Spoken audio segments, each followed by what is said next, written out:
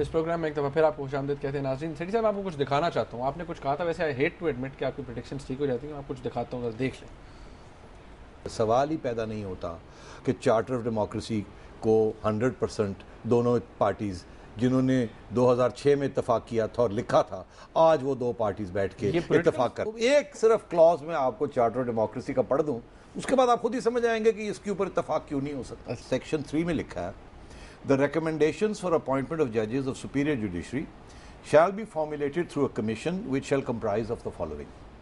The chairman shall be a chief justice who has never previously taken oath under the PCO. A chief justice and never previously taken oath under the PCO. ये 2006 में लिखा जा रहा है। उस वक्त 2007 का तो PCO आया नहीं था, तो एक ही PCO था ना जिसका हवाला दिया जा सकता। पहला PCO, वो जो पहला PCO था 2000 का PCO। 2000 का PCO। ठीक, तो अगर 2000 जिसने 2000 PCO के अंदर ओथ लिया था, अगर वो सारे एक्सक्लूड हो जाते हैं from being the chairman of this commission, ठीक है, एग्जैक्टली, तो फिर इसका ये मतलब है कि पिछले 10 साल में बेशतर जजेस जो आए हैं PCO के, वो PCO के तहत ही आए हैं, ठीक है, एक या दूसरे PCO के तहत। तो हमारे जो चीफ जस्टिस ऑफ पाकिस्तान मौजूदा वो फिर इस मेरी रीडिंग ये है कि इसके तहत वो फिर इस कमीशन के चेयरमैन नहीं हो सकते, क्वालिफाई नहीं क्वालिफाई कर सकते। तो अगर चेयरमैन ऑफ द कमीशन जिन्होंने अपॉइंटमेंट्स करनी है, अगर वही चीफ जस्टिस ऑफ पाकिस्तान नहीं हो सकते, तो कौन होंगे और कैसे होंगे, तो फिर मसला बन जाएगा ना। तो मैं समझता हूँ कि PML नून आज जरदारी साहब तो शायद ये चाहें कि इसको इम्प्लीमेंट कर दिया जाए, इस सेक्शन को, कि उनकी जान छूटे, मगर मेरा ख्याल है उसी वजह से मियाँ नवाज शरीफ साहब इसके ऊपर इस वक्त नहीं मान। ये बात आप सेठी साहब अब क्या हालत है? हाँ, तो वही हुआ ना, अब आपने देख ही लिया क्या हुआ कि अब उन्होंने बड़े फख्र के साथ ये अनाउंस किया है कमेटी ने, रजा रबानी साहब की कमेटी में, कि ये PCO वाला क्लॉज निकाल दिया गया, ठीक, ताकि चीफ जस्टिस ऑफ पाकिस्तान जो हैं जब ये कमेटी बने वो उसमें फिट हो जाए। और जाहिर है वो रीजंस मैंने पहले ही बता दिए थे कि इसके ऊपर इत्तेफाक हो ही नहीं सकता और नवाज शरीफ साहब मानेंगे ही नहीं बात, और वैसे ही हुआ।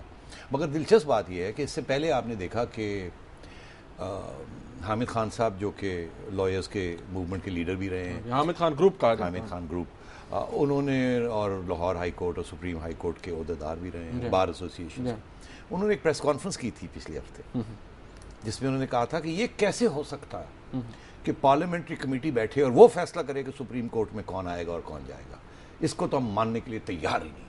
यही कहा था। और फिर लाहौर से भी कुछ आवाजें इसी किस्म की, लाहौर हाई कोर्ट बार ने भी इसी किस्म की धमकियां दी थी, एक्सेप्ट ही नहीं किया था। ये कमाल की बात है कि पार्लियामेंट जिसको हम सुप्रीम कहते हैं, उसको हमारे वकील जो कि उसको जिनकी ट्रेनिंग और तालीम ये होनी चाहिए कि पार्लियामेंट और कॉन्स्टिट्यूशन को डिफेंड किया जाए, वो पार्लियामेंट को नेगेट कर रहे हैं और कह रहे हैं हम पार्लियामेंट की बात नहीं मानेंगे, क्योंकि पार्लियामेंट जो है वो किसी जज के ऊपर कोई नजरसानी नहीं कर सकती।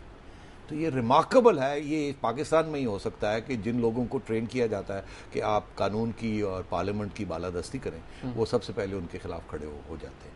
तो ये सारी सियासत है, actually it's got nothing to do with law and constitution. और वो सियासत अब आपने देख लिया कि पहले प्रेस कॉन्फ्रेंसेस हुई, धमकियां आई, उसके बाद आपने देखा कि रजा रबानी साहब लेट गए और उन्होंने कहा जी हमने सारी सेटलमेंट कर ली और PCO जज के बारे में अब बात यहाँ पे भी सॉरी हो गया। जाहिर है यही होना था। अच्छा सेठी साहब, SMS भी हमें आ रहे हैं। ये एक साहब हैं डॉक्टर रिजवान भायो लाहौर से, उन्होंने हमें सवाल किया कि सेठी साहब ये बताइए कि नवाज शरीफ साहब जिन्होंने सजाद अली शाह साहब की सुप्रीम कोर्ट पर हमला करवाया था, उनको सजा कब मिलेगी?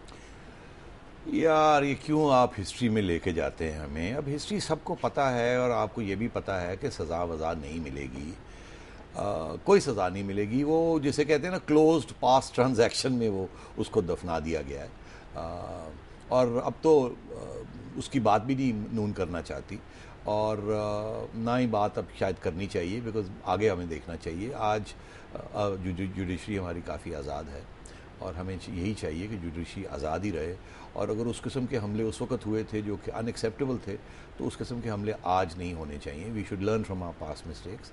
और मैंने मियाँ साहब को एक दफ़ा पूछा था, उन्होंने कहा था गलती होगी और नहीं होगा आगे, तो let's leave it at that. Sethi साहब, एक मैं SMS आपको पढ़ के सुनाना चाहता हूँ। ये 3 दिन से कंसेक्टिव हमें आ रहा है और तीसरा को दिन है हमारी प्रोग्राम का, और ये साहब हमें कर रहे हैं कि सेठी साहब what happened to that unsigned supreme court judgment of November 3? ये 3 दफ़ा आया है, आज भी 3 दफ़ा SMS में आया। What happened to that unsigned judgment? जी हाँ, ऑफ November 3। November 3। अरे आप कहते मुझे पता होता इस किस्म का सवाल आ रहा है तो मैं कुछ आपके लिए डॉक्यूमेंट्स और ले आता। अच्छा, पहले मैंने आपसे कहा था ना कि November 3 की जजमेंट अनसाइंड थी। फिर मैंने आपको एविडेंस दिखाई कि वो शायद 5 तारीख को एक जज ने अपनी डेट लिख दी कि वो 5 को साइन हुई। अब मेरे पास 2 डॉक्यूमेंट्स हैं, अगर आप कहें तो मैं दिखा देता, अभी नहीं है मेरे पास, मैं ले आता। अटेस्टेड कोर्ट की तरफ से डॉक्यूमेंट्स हैं मेरे पास, जिसमें एक डॉक्यूमेंट है सितंबर पिछले साल का और एक डॉक्यूमेंट है फरवरी इस साल का।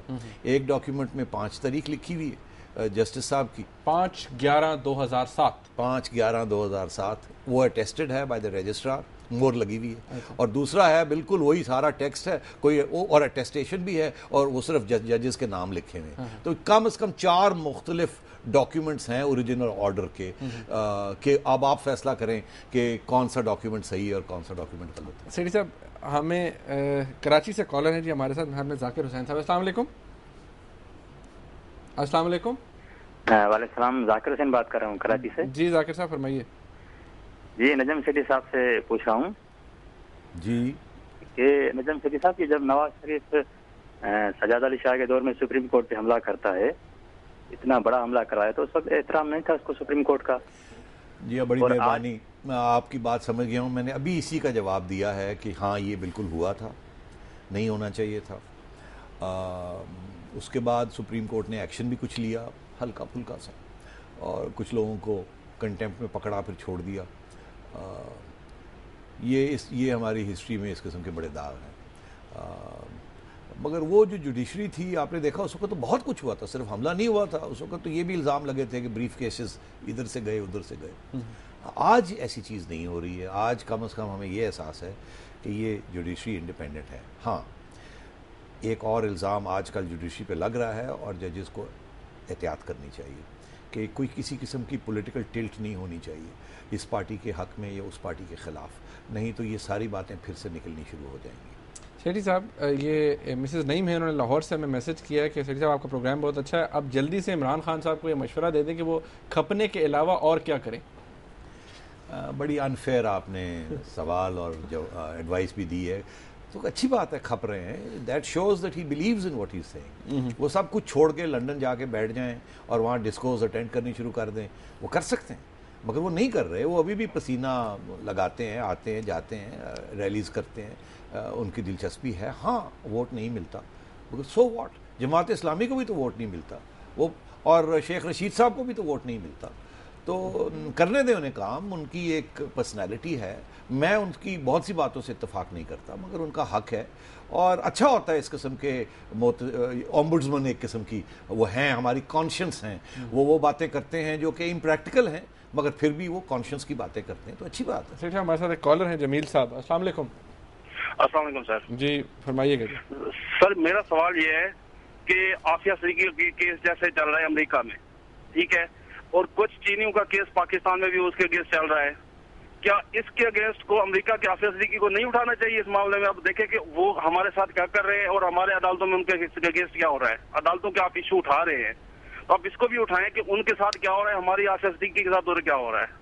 सेठी साहब, यहाँ देखिए, ये मैं लंबा सवाल है, इसका ब्रेक मुझे यहाँ पर लेनी है, ब्रेक के बाद इसका जवाब नाज़रीन देते हैं, हमारे साथ रहिए।